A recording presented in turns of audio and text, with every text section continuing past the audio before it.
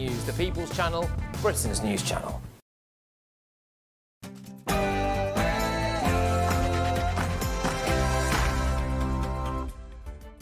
Good evening, everybody. Welcome to State of the Nation tonight on GB News with me, Matt Goodwin, the show that speaks up for you, the forgotten majority. On tonight's show,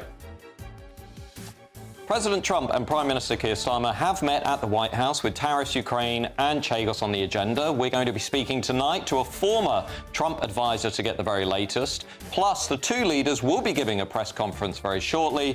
We'll bring you that live as it happens. Meanwhile, the latest migration data is out here in the UK, and it's even more damning than you'd expect, with both legal and illegal migration now completely out of control. I'm going to be speaking to Alp Mehmet, who gave evidence in Parliament this afternoon. Plus, as the National Health Service advertises a hospital corridor doctor job, that's right, a job just for doctors who are working on patients in corridors, I'll be revealing the diversity waste in the NHS that could be scrapped to send money to the front line. And that's State of the Nation tonight with me, Matt Goodwin, right here on GB News.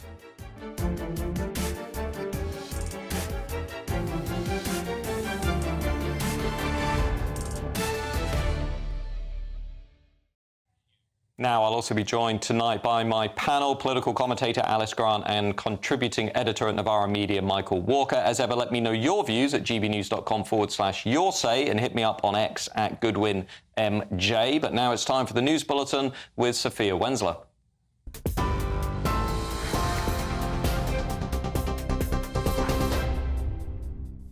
Matt, thank you. It's just gone 8 o'clock. These are your stories from the GB Newsroom. Donald Trump has said he will visit the UK in the near future after receiving a historic invitation from the King.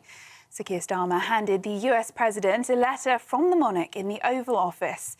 It comes after the Prime Minister arrived for his first White House talks with the US President, with the two speaking to the media ahead of their meetings, emphasising the special relationship between both nations.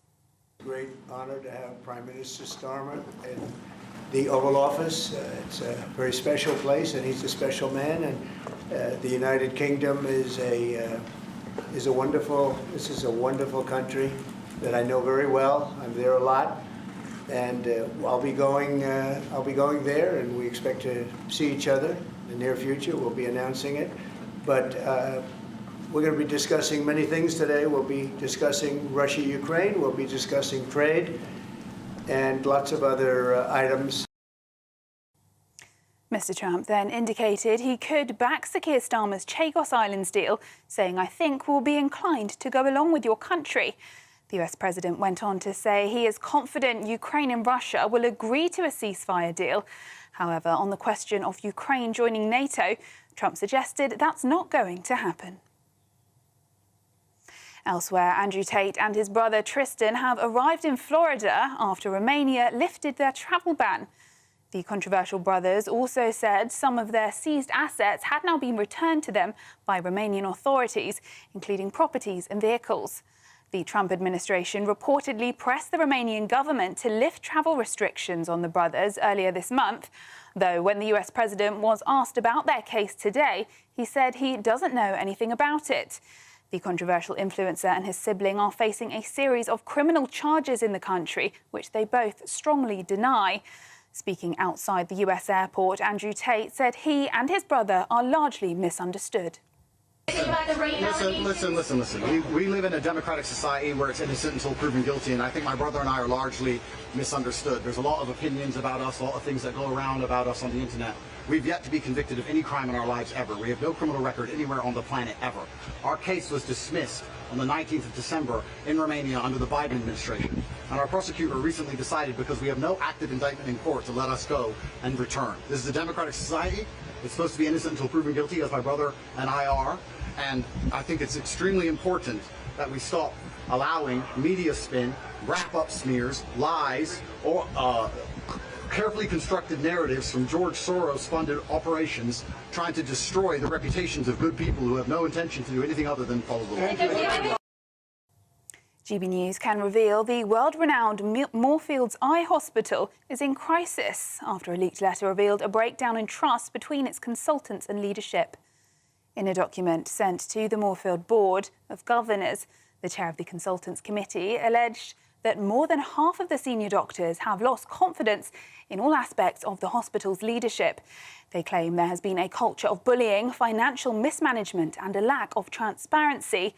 Moorfield's Eye Hospital has responded with a statement saying they are fully committed to building a strong and valuable relationship with the consultant body, and they are actively listening to concerns, beginning an open dialogue and plan to move forward. And the BBC has apologised for serious flaws in the making of a Gaza documentary starring a Hamas chief's son. The broadcaster said it has no plans to broadcast Gaza, How to Survive a War Zone again in its current form or return it to iPlayer. The BBC Director General has asked for an independent review into the making of the documentary to be accelerated. The broadcaster has also said BBC Chief Content Officer Charlotte Moore is to leave the corporation later on this year. Those are the latest GB News headlines. Now it's back to Matt. For the very latest GB News direct to your smartphone, sign up to News Alerts by scanning the QR code or go to gbnews.com/alerts.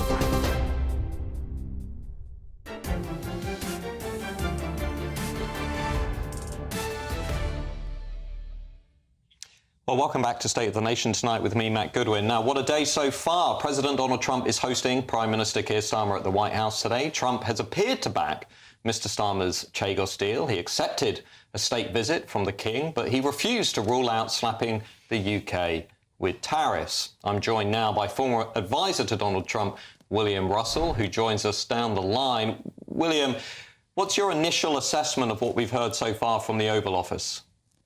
Oh, hi, Matt. Thanks for having me. I think the initial response here, this is a relationship that has always kind of come through any sort of problems that we've had between the two countries. And this is another way that we can show that the two countries are united stronger than ever. My time in the White House, the first administration, I traveled with the president all over the world and I got to experience state visit back in the day, and I can confidently say that the president's relationship with the leadership of Great Britain has always been very, very strong, and I would suspect that through the conversations today, we're going to kind of find a equal footing. I don't know for the amount of wins that the Prime Minister is going to walk away with today, but I can confidently say that we're going to renew that relationship, and this is a good way to do it. Well, William, there will be some surprise at President Trump's suggestion that he was happy with the Chagos deal, or at least he would be accepting this Chagos deal. Obviously, we're going to hear a lot more, I suspect, fairly soon, imminently perhaps. But what's your immediate reaction to that? Because we've heard a lot of folks in Washington recently say that the Chagos deal directly undermines America's strategic interests, that this is essentially giving territory to an ally of China, it's undermining America's Diego Garcia base. What's your reaction to what the president has said earlier on today? Sure. Well, I look at everything through the prism of, it sounds crazy, but through the prism of the art of the deal. And the president, the number one topic that we're talking about right now, at least in Washington, D.C., from a foreign policy aspect, is Ukraine and Russia. How are we going to find some sort of resolution? And knowing that the president is robust in his position of not giving away the entire House during these negotiations, I think that's his focus. And so in a little bit of deference to our allies, we're going to be open to the Chagos question. Right. And I think that's kind of what we saw today. Obviously, we didn't see a commitment. He's just opening the door. And that's what we have to do. We're watching a statesman at work here. This is a master class of diplomacy.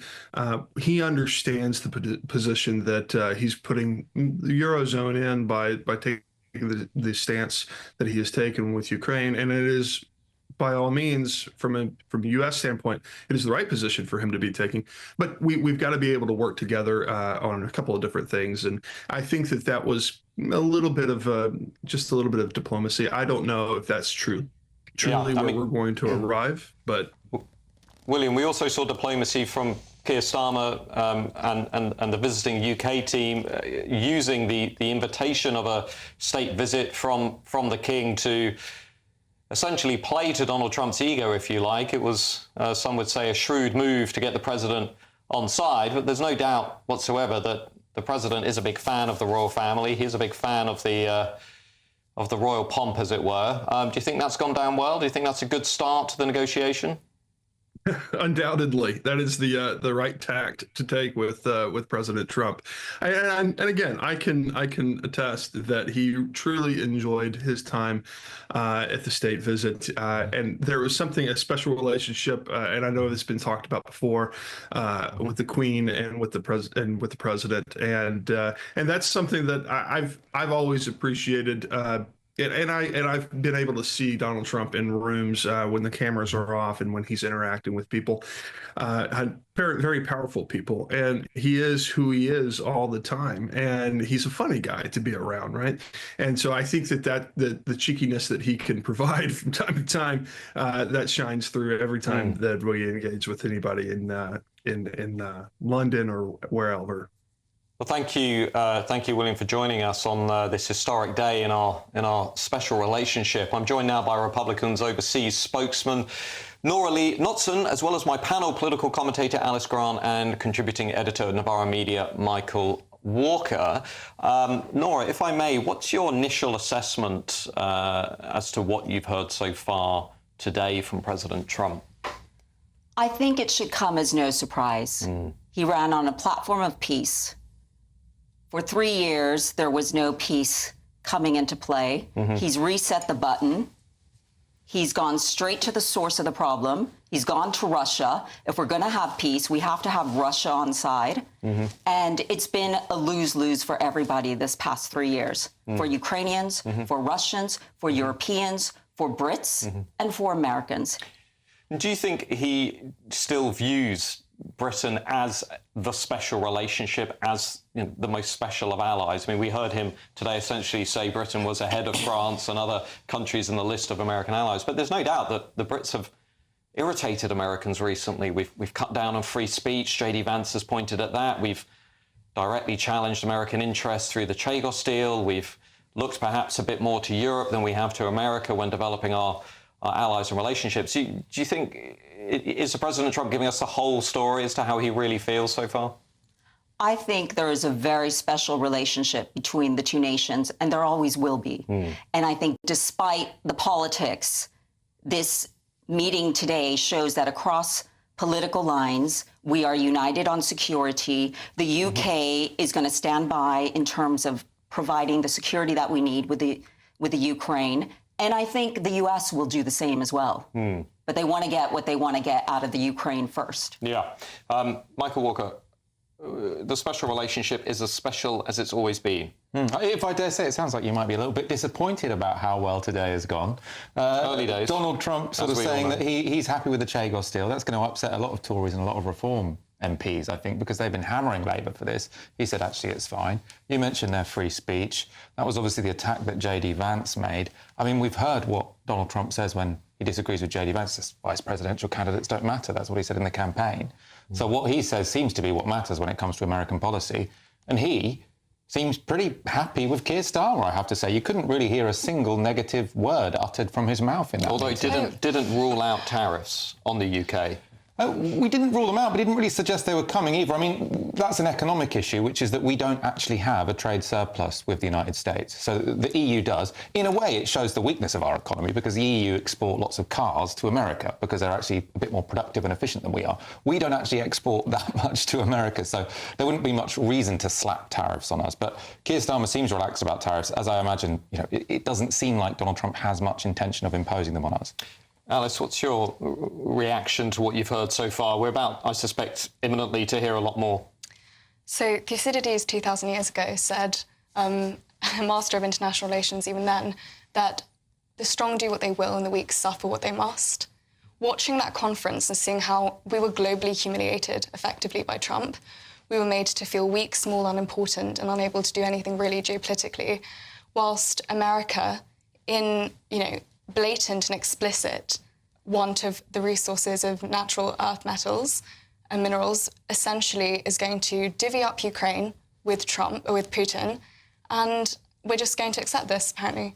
I think this is hugely unjust. What would you have liked to have seen today exactly? I mean, when you say that we were made to look weak and we were humiliated, what would have been an ideal outcome so far for you that we've not seen? Well, we've been talking a lot on this panel about this so-called special relationship, but I really would like this to be more clearly defined, because what I have seen in this conference is effectively Trump saying, well, he clearly didn't like Starmer. He had his vice president call out on us about our free speech. You know, I'm not a big fan of Starmer. I never have been. But we are the nation that basically invented free speech, and I'm a patriot first and foremost. So I was deeply offended to be humiliated in that small way. And furthermore, to hear Trump just effectively say that he would abandon us, quote unquote, as we all remember watching this conference, the UK can defend ourselves. When Starmer seemed a bit confused by that, he went on to then say that what are you going to do? What could you do against Putin? Nora, do you think that's a fair assessment, or do you think perhaps actually we do still have a very strong bond and that Starmer perhaps looked quietly impressive to some people? I can understand the sentiments that were expressed, but I don't agree. I think you have to look behind the words. It's not about the words. It's about the actions. It's about setting the stage, resetting the world order right now, because what we were doing is not working. Can I ask what you mean? Sorry, do you mean in terms of what we were doing on Ukraine? Well, in terms of what Europe or the UK were doing with Ukraine, I haven't seen any peace deal be negotiated over the past 3 years.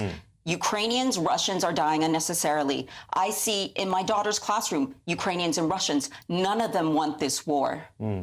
But is the answer for Putin to basically make a backdoor deal with Trump, and that will affect, as you rightly pointed out, Ukrainian citizens and Russian citizens in a way that shows absolutely no care for a democratically elected president? Regardless of what you think of Zelensky, he was democratically elected. How can we sit back and watch interference by another president of a nation which has nothing to do with this area make a deal with the Russians, and we're supposed to accept it as if this is normal? Are you saying that, sorry, America has, well, I think America's got quite a lot to do with the war in Ukraine. Well, they want the rare earth minerals, as Trump said. Michael, when it comes to Ukraine, there is quite a big tension, isn't there, running between the two? You know, Keir Starmer is very adamant in saying Ukraine needs to be part of that final settlement. Trump's been a bit more ambiguous. How do you see that playing out in the talks today? Yeah, well, I mean, I have very mixed feelings about this, because I very much sympathise with you that sort of Ukraine are in a difficult spot. I mean, the idea of Donald Trump calling Zelensky a dictator, I think, was disgraceful. The idea of going to sort of negotiate with Putin and excluding Zelensky was very unfair. I do think it's maybe unrealistic to suggest that the United States is a country that doesn't have anything to do with Ukraine, because the whole reason why Zelensky is going to meet Trump tomorrow and probably signing this deal is because he knows that his only hope of having some independence from Russia is keeping the United States on side. I mean, I think the European governments are having a big shock at the moment, because obviously Donald Trump, that security guarantee which Europe has had from the United States ever since the Second World War, is now very much up for debate. I think Keir Starmer is keen to talk a good talk about sending British troops to Ukraine. I don't really see that happening. I don't think our armed forces are in a position to do that. It wouldn't be a peacekeeping force, because you've got a very powerful army. It needs to be a deterrent force. I'm not sure we can deter Russia in Ukraine. So the Europeans are in a tight squeeze. They're hoping that Donald Trump will offer some kind of guarantee at some point down the line. And it looks like this sort of economic relationship between the US and Ukraine is going to be the sort of back door that Keir Starmer wants to use to essentially put US people into Ukraine. That would be a sort of unofficial security mechanism to ensure Russia doesn't then simply go back in, because Americans will be on the ground. Is that where we're going with all of this? That you're going to see Americans in some form or other on the ground in Ukraine, and we'll call it managing the mineral extraction process, but essentially it will be an American presence in another name? I would agree with you. I think there's no doubt that America will be there, and particularly if we want to secure interests for any mineral deal that is put in place. And let's be honest, had Europe been spending on defense, would Russia have even invaded? Had Europe not put us in the position, would they have invaded? Yeah, well, I'm joined now for further reaction to Sir Keir Starmer's first meeting with President Donald Trump by Senior Research Fellow at UCL Centre on US Politics, James D. Boyes. James, thanks for joining us down the line. Based on everything you've heard so far today, we're about to hear a lot more. Where do you see the talks and the negotiations moving in the hours and days ahead? Well, good afternoon, Matt. It's a pleasure to join you and your panelists from here in Boston. I think it's going to be interesting. Very clearly, we've seen, I think, a very public display of the importance of the special relationship. And of course, every time there is a change in leadership in Washington or in London, there is lots of talk about the end of the special relationship. I think what you've seen today on display from the Prime Minister and the President is indicative of the long-standing importance of that relationship, that it does endure, despite name-calling and the fact that the Labour Party obviously did what they could to prevent Donald Trump's re-election. It will be fascinating to see what goes on behind closed doors. As has been noted, of course, J.D. Vance was quite happy to raise the issue of freedom of speech in the United Kingdom. It will be interesting to see the extent to which those conversations take place as we are probably talking now and will continue on through the day. It's really what's going on behind the scenes, which I think is of great significance, although we shouldn't dismiss the theatrics of what we've seen on display in the Oval Office today, which I think is a firm sign.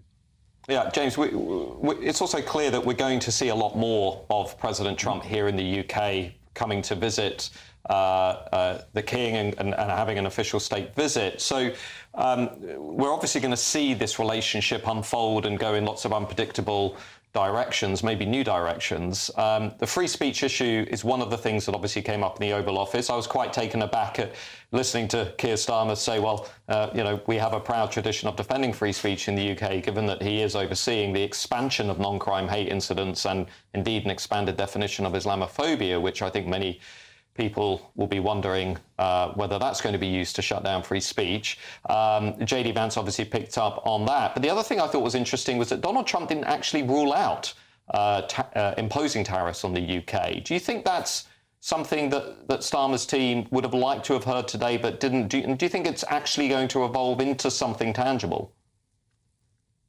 Well, I think the Prime Minister's team will be delighted with how things have gone. It's gone clearly better than I think many people would have imagined. But you're absolutely right. The President has not ruled out a whole raft of issues. He has said the right words, but there's nothing written yet, nothing signed. So we should. Downing Street shouldn't get too excited. This is a very transactional president. This is a transactional country. And the president will do what he must to put his own people first, just as Sir Keir Starmer should be doing with the United Kingdom. It's going to be fascinating to see how that state visit unfolds. I'm sure many people will remember the last time Donald Trump came as a state visit, and there was near chaos. He had to be helicoptered around the country because of protests on the street, no doubt from the very same people who would support Sir Keir Starmer. And I would imagine that the most disappointed people of all, frankly, are those core Labour group supporters who really probably thought that in Keir Starmer they might have a Prime Minister who would stand up to the President and not kowtow to him. And I'm sure that there was a lot of members of the Labour Party who were feeling somewhat aggrieved by the performance in the Oval Office today. Well, of course, the reality is we don't have that kind of muscle on the geopolitical stage anymore. But if I can just ask about the Chagos deal, there was some surprise among Conservatives in Britain that Donald Trump appeared to endorse the parameters of the deal. That, of course, may change. Trump has a long track record of saying one thing and then doing something very differently. So I think caution is needed. But what was your read of the initial statement around the Chagos deal? There are people who say this is directly undermining America's strategic interests with the Diego Garcia base. There are lots of people in Washington. I talked to them during the inauguration who were saying they just could not see the point of this deal that Keir Starmer was presiding over. Where do you think that's going to go in the days and weeks ahead? Yeah, it's difficult to disagree with anything you've just said, frankly. It seemed like a real own goal by Sir Keir Starmer and his administration in the first months of his term in office. It seemed to be a no-brainer that the White House would veto this. I think the Foreign Office was getting ready for that. You saw the statement from the Foreign Secretary, who, of course, was sitting there in the Oval Office this afternoon, having previously called Donald Trump a neo-Nazi sympathizer. It is surprising. Today, though, wasn't he, David Lammy, I thought? It's interesting. When you consider the importance of the Diego Garcia base in that geographic part of the world, it would have been all too obvious that the Americans would have vetoed that. I'm sure, and again, see my first answer, this hasn't been signed, sealed yet. The president is saying the right things in front of his guests. Let's see what develops in the days and weeks ahead between the State Department and the Foreign Office as to whether this deal is actually green-lighted in the end. James, just while we've got you, and we're going to go back to the White House imminently to get the full press conference. But just in terms of what we've seen from President Trump in the early weeks of the administration, are we getting a better sense of what Trump 2 or Trumpism means geopolitically, do you think? And when you look at not just today's events, but the last few weeks, last few months, are we getting a sharper sense of whether Trump 2 is going to be different from Trump 1, but also what is Trumpism on the international stage? Well, yeah, I think what you're seeing is a far more confident, assertive president than he was in his first term. I think he used that 4-year absence from power to really sort of regroup and focus upon what he wanted to achieve if he was to return to office. He's moving very, very quickly because, of course, he has a very tight window of opportunity to get things done. He's using executive orders very effectively. And you're also seeing, I think, a pushback. A lot of people thought this was going to be an isolationist president, someone who was going to withdraw the United States from the world stage. I think the events of this week alone are indicative of the fact that is not the case. This is a president who realizes the need to reestablish U.S. Domestic and economic strength, and the way to do that is to engage. Yes, he's going to be using tariffs, but very much as a form of negotiating tactics. I think it's something the world hasn't seen for a while, but I think we better get used to it over the next 3 or 4 years. Well, James Boyes, thanks for joining us. I'm just going to bring back in the Republicans overseas spokesperson, Nora Lee Knotson. Nora, we just heard there that we are beginning perhaps to get a better sense of what Trump 2 means. How do you see this unfolding on the world stage over the next few months and years? Because it isn't only Ukraine. I mean, I was told in Washington by people close to the president that essentially they just want Ukraine off the agenda so they can get much more focused on dealing with Iran, dealing with China, and they would just like to move past this phase of geopolitics. Is that your assessment? I think that is correct. Look, Trump is putting our house in order. He's putting the U.S. House in order, and then it's all about China. So that's why he doesn't want wars going on that we don't need to be involved in, that shouldn't be happening in the first place. And then we're going to focus on China. We want to be the country that gets the best talent, that gets the capital, the country that has grown to become the strongest economy in the world because of how we were set up. And he's focusing on the principles of our Declaration of Independence, life, liberty, and the pursuit of happiness. And I think there's something to be said about this $250 bill that they're talking about that might have his face on it, because it will be 250 years since the signing of the Declaration of Independence, and that is his focus. Love it or hate it. Yeah, Michael Walker, the big battle that's coming is actually not over Ukraine, it's China. Well, hopefully not. I mean, there was an interesting thing that Donald Trump said a couple of weeks ago where he said that, look, America, Russia, the USA, they should get together and all halve their military budgets. We need to cross to Sophia Wensler in the newsroom right now. I think we're going to get a lot more from Washington. Matt, thank you. President Donald Trump and Sir Keir Starmer are taking questions from the media in the White House. Let's cross there live now.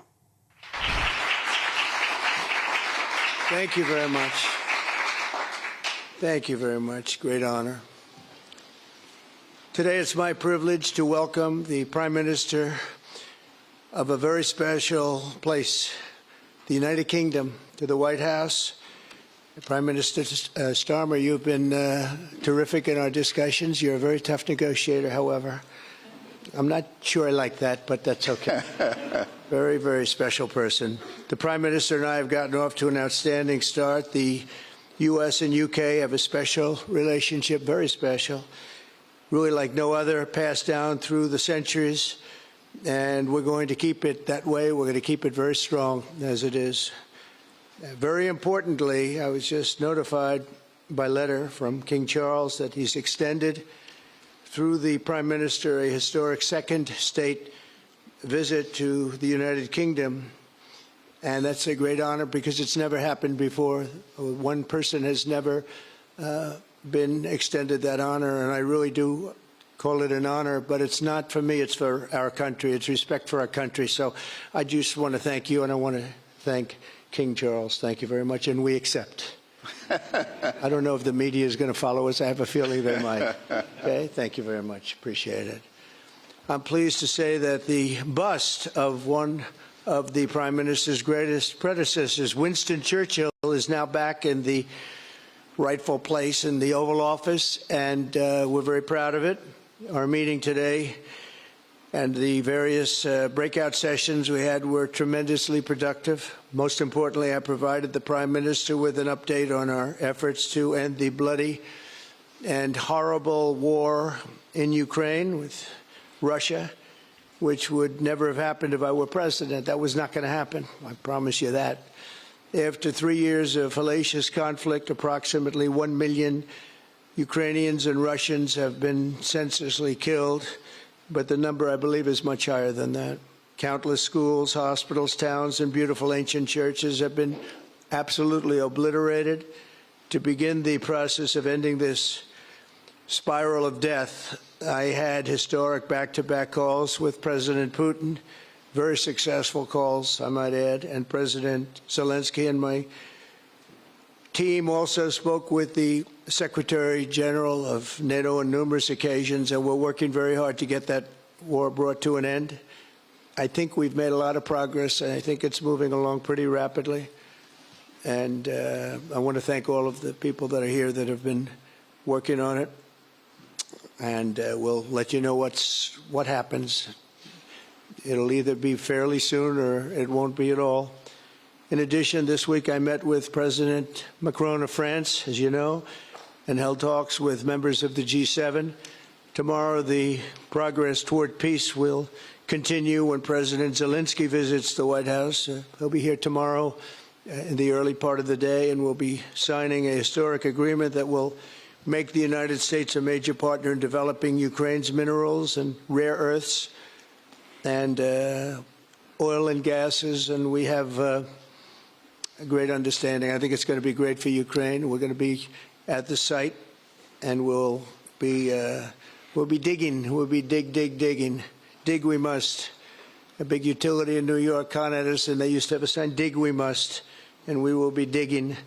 But much of the European aid to Ukraine has been sent in the form of loans for which they expect to be paid back, and we didn't have that honor under the Biden administration. He sent money, or just sent it, money after money after money, and never had any knowledge of ever seeing it back. Maybe $300 to $350 billion, but under the breakthrough agreement, very unusual, which everyone said was difficult to get, but it's really very good for Ukraine and very good for us. The American taxpayers will now effectively be reimbursed for the money and hundreds of billions of dollars poured into helping Ukraine defend itself, which by and of itself is a very worthy thing to do. We've paid far more than any other country, and with most of our support, it's been paid in military, the finest weapons anywhere in the world.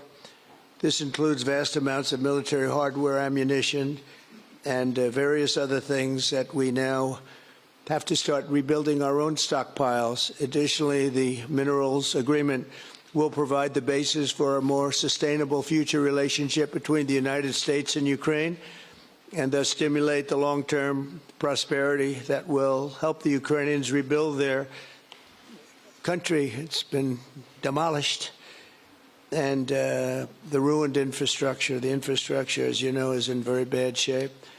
In just over 1 month, our administration has already achieved more progress toward peace than years in the other administration where they did nothing toward peace. They didn't understand what was happening. Our approach is basically common sense. As I said, so many of the things that we do are based on common sense. If you want peace, you have to talk, both sides. As I discussed with Prime Minister Starmer, the next step we're making is toward a very achievable ceasefire. We hope that that can happen quickly, because thousands of young people, in this case, we're not talking about Americans, we're talking about Ukrainians and Russians are being killed every week, thousands. And it's a rough battlefield. It's a flat piece of land, and the bullet only stops when it hits somebody. And this week, I saw the reports, and it's I don't even want to say what they are, but thousands of people, young, vibrant people died. And we want to stop that. Senseless. Should have never happened. This will lay the groundwork for a long-term peace agreement that will return stability to Eastern Europe and hopefully ensure that such a terrible war will never happen on European soil, or for that matter, anywhere again. It's a horrible thing that's going on. The disaster in Ukraine shows exactly why it's so important for the United Kingdom and other NATO partners to make large investments in their defense capabilities. In many cases, 4% or 5% of GDP would be appropriate. I know that they're raising it. I just read an article, a great article, about the work you're doing in the UK as to the military. You're raising it quite a bit, which is a great thing to do for your country. It's a great thing to do. It's sad that we need that, but probably need that. So congratulations on that. I know you got it through. After years of chronic underfunding, there's an urgent need to catch up for some countries. And I want to thank the Prime Minister once again for traveling here today. Working together, I believe that we'll once again demonstrate the power of our country's unique friendship. This is indeed a unique friendship. It's been many years, and I think it's only gotten stronger, and we will make sure that it stays that way. We're going to have a great trade agreement. One way or the other, we're going to end up with a very good trade agreement for both countries, and we're working on that as we speak. I think we'll have the confines. I think we'll have something maybe even in terms of possibilities agreed to very shortly. JD's working on it, Vice President, and Scott, and I'm just looking at this all from Mike. You're going to work on it. Everyone's going to work on it. We'll see if we can do something pretty quickly, but we're going to make some great trade agreements with the UK and with the Prime Minister, and it'll happen very quickly. So I just want to thank you again, and please thank King Charles for the invite, and I look forward to you giving our acceptance on behalf of the United States of America. Thank you very much, sir.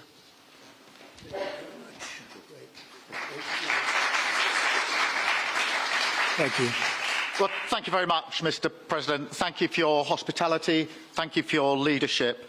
This has been a very good and very productive visit. And with your family roots in Scotland and your close bond with His Majesty the King, it's good to know that the United Kingdom has a true friend in the Oval Office. And it was so good to see the bust of Winston Churchill back in its rightful place just a moment ago. But look, in a moment of real danger around the world, this relationship matters more than ever. We remain each other's first partner in defence, ready to come to the other's aid, to counter threats wherever and whenever they may arise. No two militaries are more intertwined than ours. No two countries have done more together to keep people safe. And in a few weeks, we mark VE Day, the 80th anniversary of victory in Europe.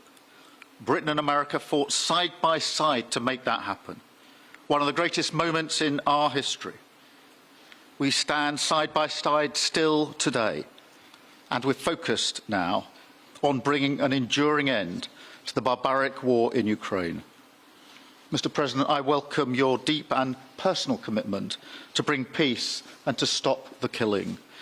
You've created a moment of tremendous opportunity to reach a historic peace deal, a deal that I think would be celebrated in Ukraine and around the world.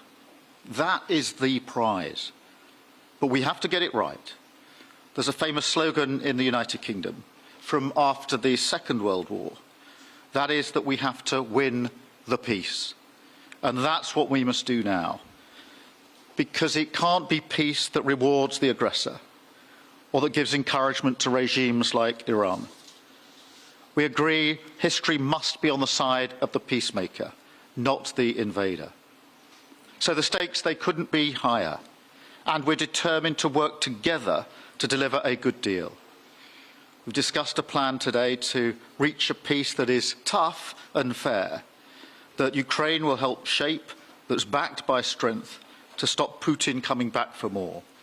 Now, I'm working closely with other European leaders on this, and I'm clear that the UK is ready to put boots on the ground and planes in the air to support a deal, working together with our allies, because that is the only way that peace will last. Mr. President, in this new era, you're also right that Europe must step up.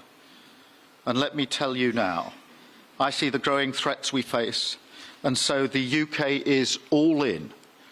This year we'll be giving more military aid to Ukraine than ever, and just this week I've set out how we're shouldering more of the security burden. We're already one of the biggest spenders in NATO, and now we're going much further, delivering Britain's biggest sustained increase in defence spending since the Cold War. This isn't just talk, it's action, rebalancing the transatlantic alliance, making us all stronger, and standing up for our shared values and shared security, as Britain always has. And Mr. President, it's no secret we're from different political traditions, but there's a lot that we have in common. We believe it's not taking part that counts. What counts is winning.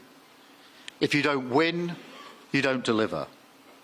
And we're determined to deliver for the working people of Britain and America, who want and deserve to see their lives improve. So we're both in a hurry to get things done, and that's what the UK and US do when we work together. We win and we get things done. So we'll do what it takes to keep our people safe. We'll also work together to deliver some big economic wins that can benefit us both. We have a $1.5 trillion invested in each other's economies, creating over 2.5 million jobs across both economies.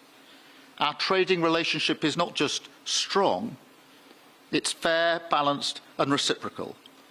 We're leaders together in so many areas, ranked 1 and 2 in the world as investment destinations, 1 and 2 for universities, 1 and 2 for Nobel Prizes, 1 and 2 in golf as well, by the way, and we're the only 2 Western countries with trillion-dollar tech sectors, leaders in AI. And look, we take a similar approach on this issue. Instead of over-regulating these new technologies, we're seizing the opportunities that they offer.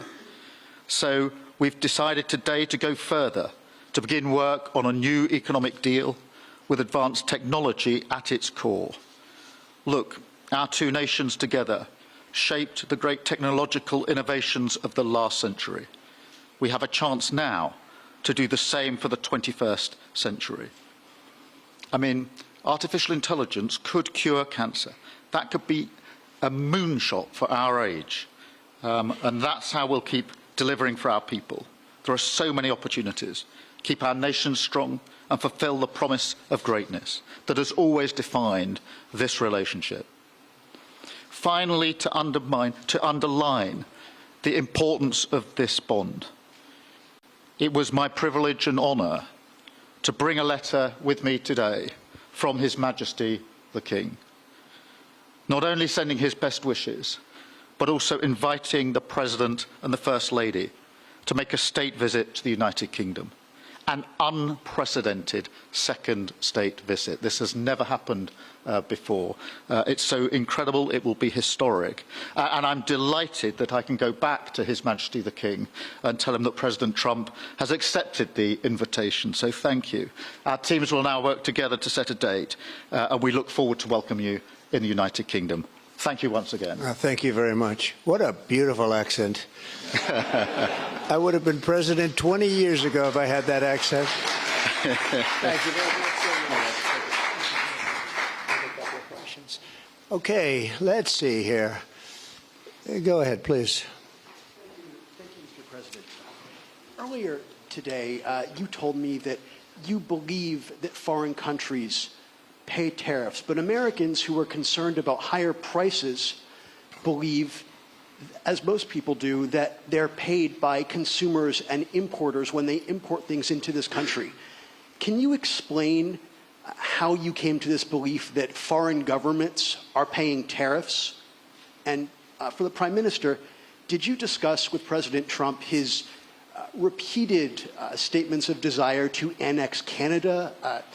And has the King expressed any concern over the President's apparent desire to remove one of his realms from his control?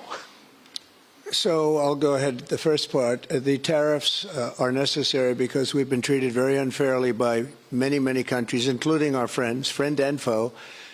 But we've been treated very unfairly in trade at levels that nobody's really ever seen before, and especially under the Biden administration, they really took advantage of the United States. I put massive tariffs on China during my 4 years. We had the best economy in the history of our country. Probably the best economy, maybe the best economy in the history of the world. And I used tariffs to even things up. And in particular with China, we took in hundreds of billions of dollars and we had no inflation. And it's a myth. It's a myth that's put out there by foreign countries that really don't like paying tariffs, and especially to even up. So we've been treated badly by a lot. We're using tariffs. And I find, and you just have to look at the numbers, but I find that it's not about inflation. It's about fairness, and the inflation for us has not existed, and I don't think it's going to exist. We're going to bring our car industry back. We're going to bring our chips back. We're going to bring so many things back to our country, including pharmaceuticals and drugs. And the thing that's going to get us there is tariffs. And I say often it's my favorite word in the dictionary, but I always preface that by saying now, because I got into a lot of trouble with the fake news where they say that's not good. So I say God, love, family, wife, they're all my favorite words, but tariff is about number 4 or 5 on the list. But I will tell you, it's going to make our country rich, and it's going to stop us from being a laughing stock all over the world. Because we have been taken advantage of like no country has ever been taken advantage of. Thank you very much. And look, we had a really good discussion, a productive discussion, a good discussion, as a result of which our teams are now going to be working together on an economic deal. Our teams are going to be working together on security in Ukraine. You mentioned Canada. I think you're trying to find a divide between us that doesn't exist. We're the closest of nations, and we had very good discussions today, but we didn't discuss Canada. Thank you. Please. Go ahead. Go ahead. Yes. Thank you. Hi, Natasha Clark from RBC. Mr. President, you've said you're working on a new trade deal with Britain, which we of course welcome. President Obama once said Britain was at the back of the queue for that trade deal. Where are we now? When do you think we're going to see that? And Prime Minister, the BBC has today admitted serious flaws over the recent Gaza coverage, suggestions of payments made to people linked to Hamas. Does the BBC still have your trust? Thank you. Well, they didn't do well with President Obama. He'd never got a lot of things done, and he didn't get a trade deal done that was of any importance or magnitude. We've had great discussions on trade, and I think we're going to have a deal done rather quickly as it can be done. We're going to have something, I think, rather quickly. We expect to do that. Okay? Please. On the BBC, look, I've been concerned about the programme in question. The Secretary of State had a meeting with the BBC. I think it was yesterday, it could have been the day before. Thank you. Jeff, go ahead. Thank you, sir. Pardon me. Mr. President, do you support Article 5 of the NATO treaty? And are you concerned that it might be triggered if European peacekeeping forces end up in Ukraine? I support it. I don't think we're going to have any reason for it. I think we're going to have a very successful peace, and I think it's going to be a long-lasting peace. And I think it's going to happen hopefully quickly. If it doesn't happen quickly, it may not happen at all. And we want it for 2 reasons. Number one, I want to see on a humane basis, I want to see soldiers stop getting shot, because largely it's soldiers now. Towns have been obliterated, but it's largely that. And I don't want to pay billions and billions and billions of dollars, nor does the Prime Minister or anybody else, on a senseless war that should have never happened. And we're going to get it taken care of. But I think it's going to be a peace that's going to be long-lasting. Do you have a question for the Prime Minister? Thank you. Mr. Prime Minister, you were asking the President today about a backstop for Europe if the peacekeeping force ends up in Ukraine. Did you feel like you got a satisfying answer for yourself and for Europe? And Mr. President, if you want to comment on that as well, please do. I felt we had a very productive discussion. Obviously, as the President says, the deal has to come first. But yes, our teams are going to be talking about how we make sure that deal sticks, is lasting and enforced. So our teams will be talking about that. Okay. Please, Blue. Mr. President, some experts think it could take more than a decade to mine the precious minerals from Ukraine. How much should the U.S. expect to receive, and when do you expect to see that come to fruition? Well, we're never going to know that answer, but by our being in Ukraine and doing the exploration and also the digging and taking the rare earth, which we need in our country very badly, we'll be doing a substantial amount of work, probably about at least what we have in there, and we hope to be able to do that. You never know when it comes to that. You know, you dig and maybe things aren't there like you think they're there, but we'll be spending a lot of time there. It'll be great for Ukraine. It's like a huge economic development project, so it'll be good for both countries. Okay? Please. Prime Minister, excuse me, Prime Minister, you've talked about putting British soldiers' boots on the ground in Ukraine in the event that President Trump succeeds with his peace deal. But can you do that without a firm assurance that America will have our back in the form of some kind of security guarantee were Putin to breach that agreement? And, Mr. President, tomorrow you're seeing President Zelensky to sign this deal on minerals and energy that could be hugely important to the United States. Will you take the opportunity to apologize to him for calling him a dictator while praising Vladimir Putin, who is a dictator? Well, Robert, let me start by saying I've been really clear today and previously that I think that European countries, including the United Kingdom, need to step up in our own defence and security. We've been doing that in recent days. You saw the announcement we made on spending just the other day. In addition to that, I've made it clear that the United Kingdom will play its full part in ensuring that if there's a deal, and we hope there is a deal in Ukraine, that is a lasting deal that sticks. And we're obviously working with other European countries on that, France and NATO in particular, but I think I'm hosting 18 countries on Sunday to further our discussions. You heard from the President this morning that, you know, as historically has always been the case, we have each other's backs, and today we've been talking about the deal, how that will be a lasting deal, and coming out of this, our teams will now be talking in detail about that. And I think we're going to have a very good meeting tomorrow, 11 o'clock. And I think we're going to have a very good meeting tomorrow morning. We're going to get along really well. Okay? We have a lot of respect. I have a lot of respect for them. We've given them a lot of equipment and a lot of money, but they have fought very bravely, no matter how you figure it. They have really fought. Somebody has to use that equipment, and they have been very brave in that sense. Yeah, please, go ahead. Ceasefire deal is nearing an end this Saturday, and there's been some worry that phase 2 might never get there. Do you believe that phase 2 of the ceasefire in Gaza will come to fruition, and have you spoken to Netanyahu about it? And for the Prime Minister, this peacekeeping deal has been pushed forward by the UK and France as well. Have you been in discussions with any other European countries to join this initiative, and are you expecting Commonwealth countries to also join the effort? Thank you. So we're working very hard in the Middle East and Gaza and all of the problems, and it's been going on for years and years and centuries and centuries. It's It's a tough neighborhood, but it could be a very beautiful neighborhood. And I think we're going to come up with some pretty good solutions. But phase one is almost complete. We've had some people that have been very seriously injured, very seriously hurt, both physically and mentally. They've come out of there and some of them in very, very bad shape.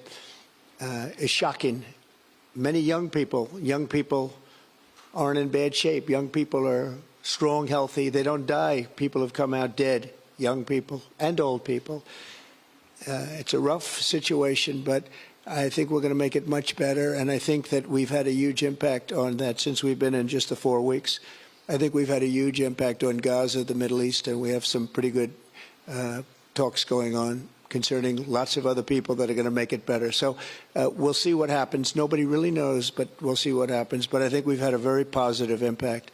Prime Minister? Yeah, on the question of the European countries, yes, I've spoken to a number of countries, particularly in the last few weeks. We had a meeting in Paris last week. I've got a meeting on Sunday with 18 countries to further our discussions. Obviously, we've been talking quite intensely to our French colleagues and to NATO, but to other countries as well, because, as I say, I think it's important for European countries, including the United Kingdom, to step up and do more in the defence and security of Europe and our continent and the United Kingdom, and we'll do so. Well, we're talking to a number of other countries. Thank you. Yes, in the red, please. Pink red, flaming red. Is it me or her? Go ahead. Okay, thank you, Mr. President. A question on Ukraine. Number one is, if you're not considering the security guarantees, are you open to other forms of, for example, intelligence cooperation with Ukraine? And Mr. Prime Minister, President Trump has proposed a plan for Gaza. Does this fit into the two-state solution that the UK held for a long time? Do you see it fit into your general Middle Eastern strategy? Thank you so much. Yeah, thank you very much. We're open to many things, but before I even think about that, that's almost pleasant to think about because that would mean that peace has been arrived at. We have to arrive at that peace. And, you know, you went 3.5 years with an administration that never even really had a meeting. They didn't have a meeting on peace.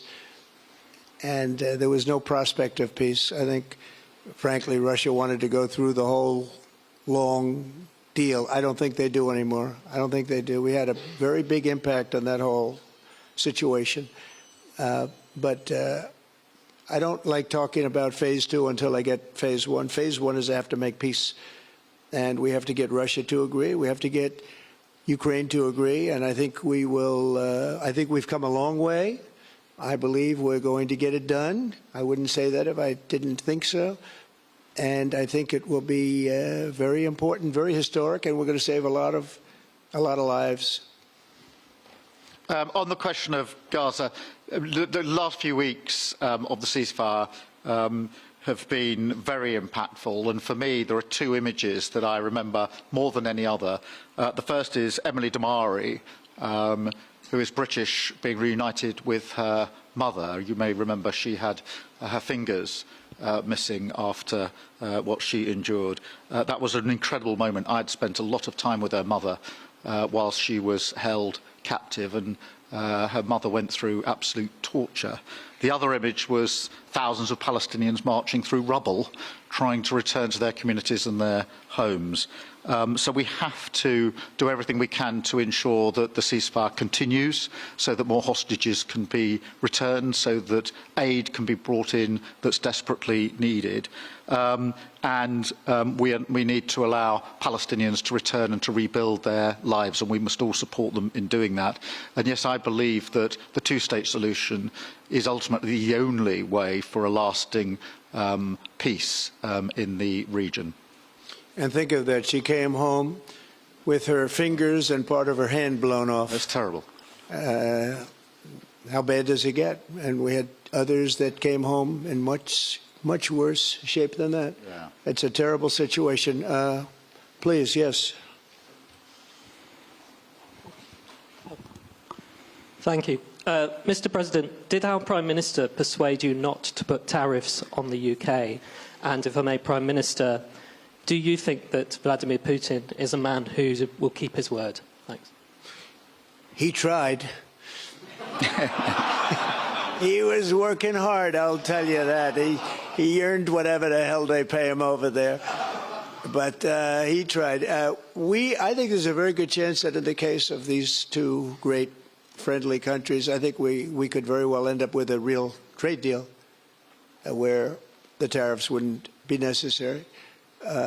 We'll see. But he earned whatever they pay him. He earned today. He was working hard at lunch, and I'm very receptive to it. I think in all fairness, in all seriousness, I think we have a very good chance at arriving at a very good deal. JD and Scott and Howard, all the people are working on it, and I think we have a good chance at arriving at a deal that could be terrific, really terrific for both countries. Okay?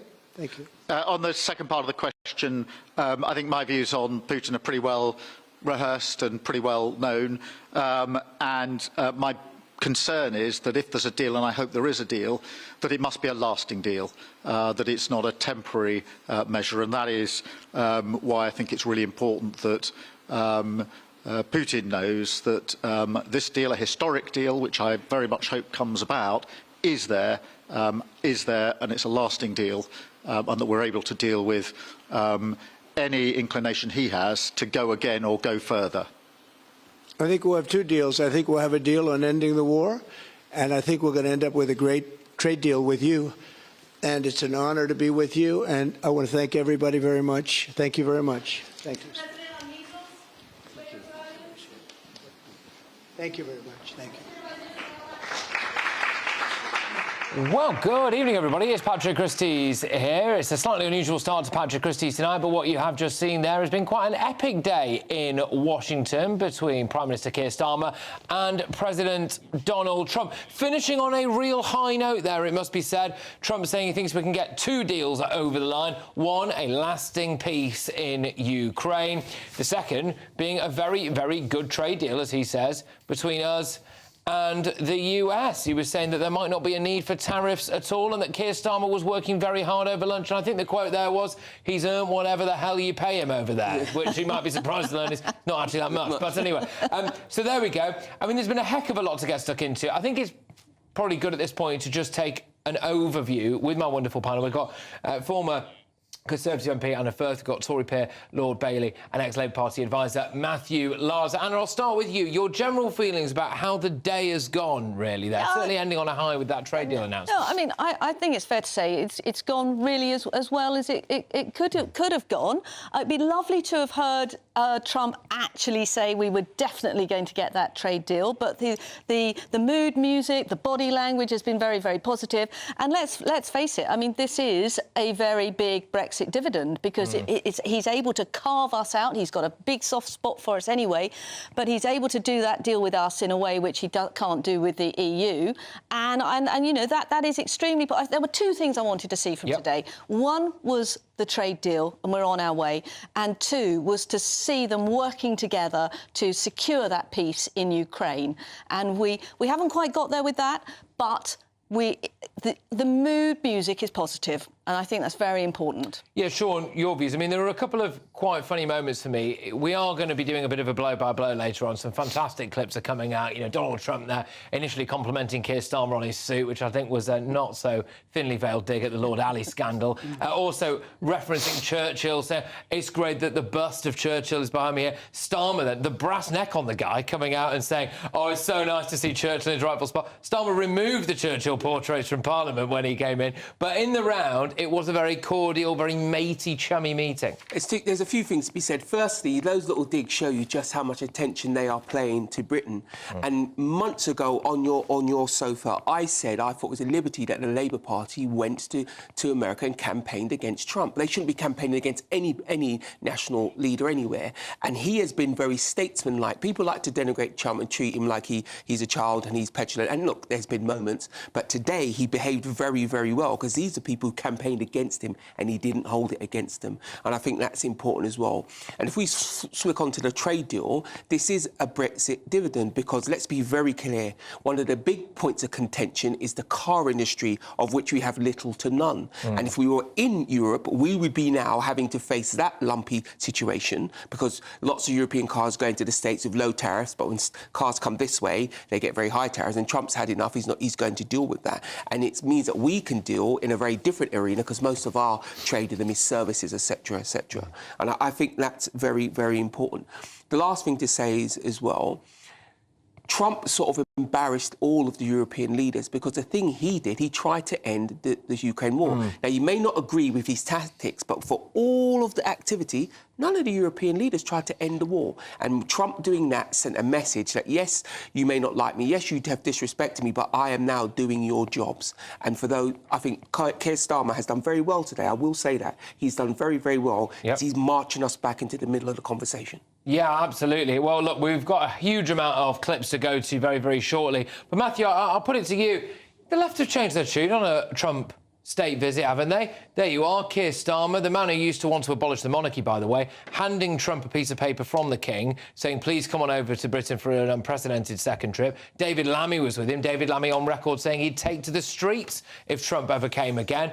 You know, quoted as calling him a neo-Nazi sympathising womaniser or whatever it was, sitting there in the room with him. So what's gone on? Do Labour just not have any principles? No, I mean, clearly, David Lammy perhaps could have chosen his words a bit better in opposition, but he was very firmly in opposition. They're pretty old comments from the first time, Trump's first time around.